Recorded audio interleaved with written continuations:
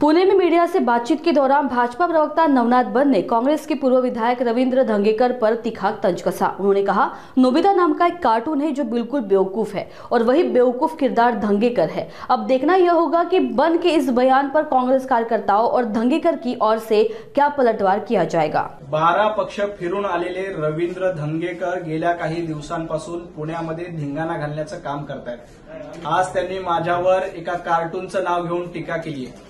Doraemon म्हणून मला हिनवण्याचा प्रयत्न केला, परंतु डोरेमॉन म्हणणाऱ्या रवींद्र धंगेकरांना डॉबरमॅन म्हणून मी हिनवू शकतो, परंतु डॉबरमॅन म्हणण्याची आमची संस्कृती नाही। मी रवींद्र धंगेकरांना डॉबरमॅन म्हणणार नाही। त्याच कार्टून सिरीजमध्ये नोबिता नावाचं एक कार्टून आहे, ते बावळट आहे। हे बावळट कार्टून म्हणजे रवींद्र धंगेकर आहे असा माझा आरोप आहे। ज्या पद्धतीनं बावळटपणा करण्याचं काम रवींद्र धंगेकर यांच्या माध्यमातून केलं जातंय।